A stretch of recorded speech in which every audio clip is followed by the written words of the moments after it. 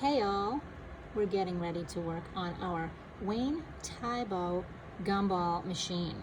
This is a really fun project where we're actually going to create some candy and actually deal with some shading and highlights and things like that.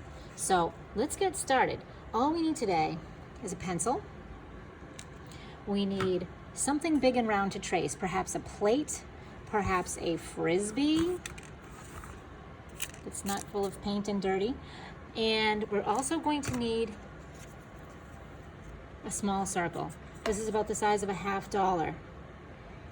It's also about the size of almost, and it's a little bit bigger than this. Try and find something about as big as this. If you can put your finger and your thumb together to make the OK sign, we need something that's about this size.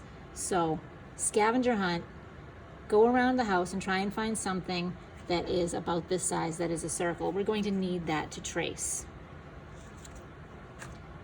And that is it for today. That's what we're going to need for supplies. Now to start off, we've got our piece of paper. The middle is right about here. I'm going to scoot that down a little. The piece of paper is a little bit bigger than my camera is. So the middle of my paper is right about here. Find the middle, and in the middle I'm going to have you put your plate.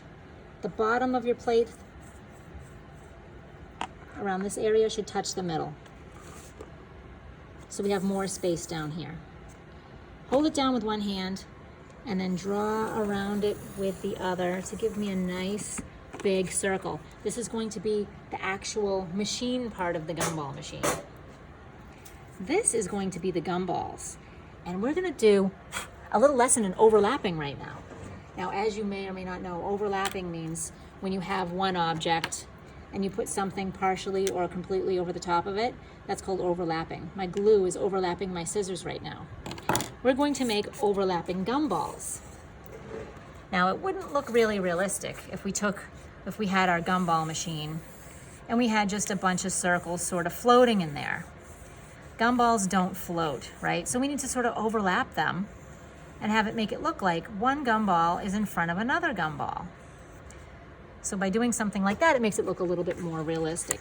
No floating gumballs. So let's go ahead and just start with one, maybe near the corner. And your machine does not have to be full, by the way, of gumballs. I'm holding it down with my finger and then tracing around. Now I'm gonna move it a little bit.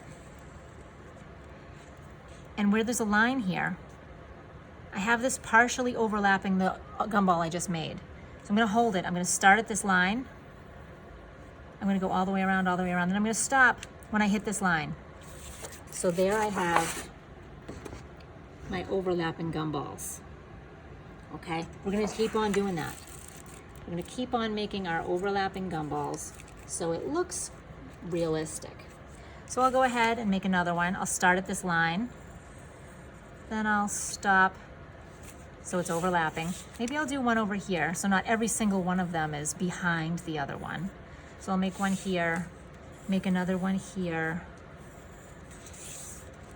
And I don't think I'm gonna fill up my gumball machine because I'm gonna be here all day doing circles if I am. So I'm probably going to fill it halfway, but it's gonna look full by the time I'm done with it. So again, I am moving my circle, starting where I see the pencil line, tracing around it, and then when I see my pencil line again, I'm stopping. I'm not gonna go through it. See how I went through it? That's not a see-through gumball. We don't want that. So I'm gonna erase that part. We don't wanna go through the gumball. We stop when we see a line. So I'm gonna go ahead and finish this one gumball up. And I'm gonna keep on filling up my gumball machine until it is full of gumballs. Even those little spaces in between.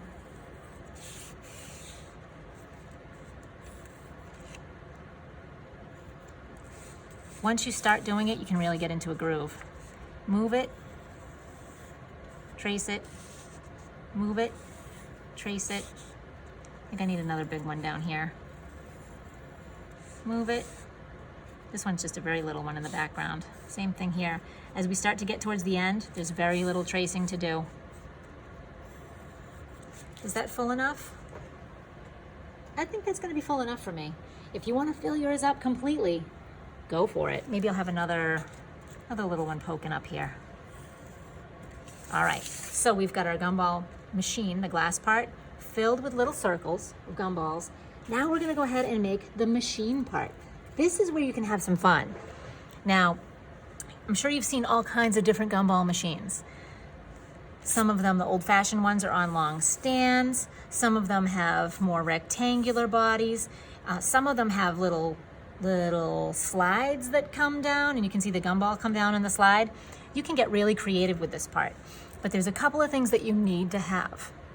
So first, I'm just gonna make mine a little straight up, sort of a rectangle here. I'm gonna curve the bottom so it looks like it's three-dimensional.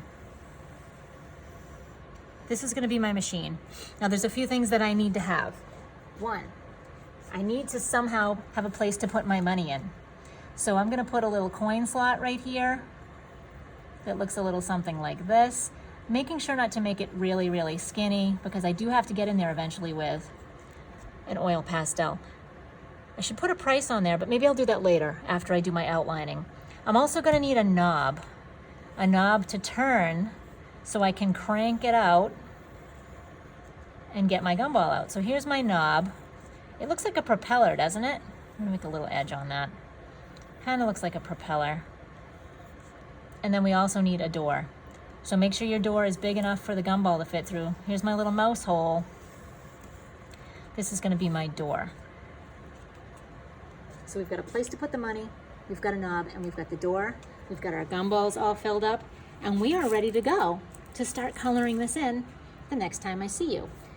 Please come prepared with oil pastels. We're gonna need all the colors, except we're not gonna use black or white just yet. We do need black and white. They're both gonna be super important, but for now we just need the rainbow of colors, the red, the orange, yellow, green, blue, and purple, maybe pink, and that's what we're gonna need for the next time I see you. Until then, please put this in a safe place, a flat place. I know it's a bigger piece of paper than usual that we usually work with. Please try not to fold it. Folding artwork is